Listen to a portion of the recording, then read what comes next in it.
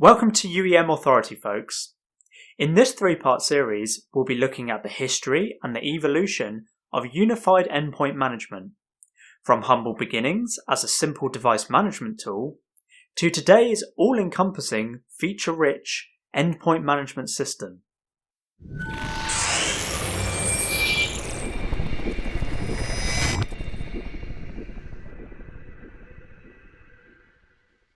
So, if you're a curious device admin like me, you've probably asked yourself one question. Well, where did MDM come from? Or maybe you haven't. Well, you see, back in the 1990s, a company called Research in Motion, or better known today as BlackBerry, were pioneering a new era of mobile handsets and enterprise management tools behind closed doors. With the introduction to the world stage of the first email-capable BlackBerry interactive pager in 1998, it was super clear to Research in Motion which direction the market was headed. Enterprise customers sampled a taste of email in your hand, and they wanted more. So, Research in Motion responded, and boy did they respond fast. They innovated at such breakneck speed that from 1999 to 2000, their handheld devices morphed from simple pagers to push email-capable devices with the BlackBerry 850. Then into a first, and I'll use this term very loosely, smartphone with the BlackBerry 957.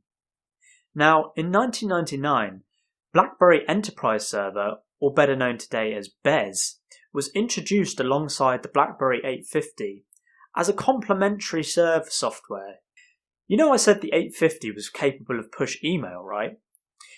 Well, that little special piece of memorabilia required BES to hook in to Microsoft Exchange Server to receive push emails. Very cleverly, Research in Motion knew they could springboard awareness of BES off the coattails of the 850's success. So, it's safe to assume Research in Motion saw the future, and that future was MDM. Research in Motion carved a brand new industry niche with BES. From 1999, it continued to dominate the MDM market for large enterprise and regional network operators, whilst other players in the telecoms and technology space raced to expand their existing offering to include a form of device management. Or they made very, very big money moves to acquire their competitors. But this frenzy didn't make Research in Motion immune. Because you see, bare-bones MDMs of the 2000s quickly matured into full-stack tools, of which the likes of AirWatch, then called Wandering Wi-Fi, Good Technologies, and M-Formation helped build the foundation of today's UEM products we all know and love. But all of this due to one very important thing. They listened to their customers. BYOD, MAM, configuration profiles, security, certificate integration. Customers wanted the full stack.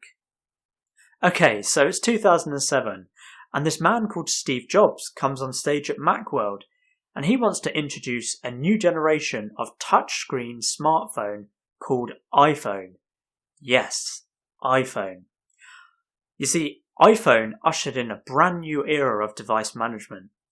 There was a sudden rush for a coherent endpoint management strategy, as big players once again raced to support the new platform. Although iPhone enterprise management capability wasn't really a thing until iOS 4, EMM vendors fueled their growth and anticipation of iPhone adoption in the enterprise, simply because everyone wanted one. With the release of iOS 6 in 2012, brought a new edge to the EMM capability because APIs were released to private developers for which the likes of AirWatch and Mobile Iron promptly released their own platform updates to capitalize on the then rising enterprise need. You see, enterprise mobility management as a strategy really does owe its inception to the iPhone. Data containerization, supervision, and the BYOD model rapidly expanded scope outside of what traditional MDMs were capable of, and so the technology had to change to meet demand. If you're liking this video and want to see more, please consider liking and subscribing, And also, for any comments or any questions, do pop those in the comment section below.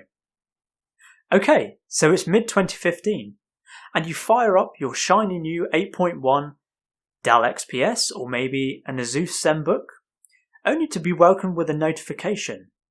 Your free Windows 10 upgrade is here. You think to yourself, ooh, yeah, that looks good. Press install. Well, you see, for the general consumer, Windows 10 brought a fresh new look and feel with additional features and a few bugs, but we won't digress on that too much. Behind the scenes, however, the new operating system version, as of 15.11, brought new management APIs in order to complement the rise in popularity of Azure Active Directory. Because Microsoft were on a mission to have Windows 10 installed on 1 billion devices, yes, 1 billion devices, within 3 years. Ultimately, though, the ambitious goal was achieved, but within 5 years instead. You see, Windows 10 was envisaged as a unified platform for all endpoints. In contrast to today, where Android and iOS dominate the mobile operating system market, it once again found common place in the desktop and laptop space. That's not to say that Microsoft's intentions weren't well placed. They might have inadvertently catalyzed demand for a new suite of enterprise tools. Tools more advanced than traditional MDMs, EMM capable, yet could provide support for all platform types through one single pane of glass. And so, we say hello and usher in the new era of Unified Endpoint Management. In the next episode, we'll look at the action-packed history of the market-leading UEM platform called VMware Workspace ONE, or as it's formerly known, AirWatch, on how it rose from a niche underdog to winning Gartner's Magic Quadrant Award 3 times over. Thanks for watching this video. This has been UEM Authority, and we'll see you in the next one.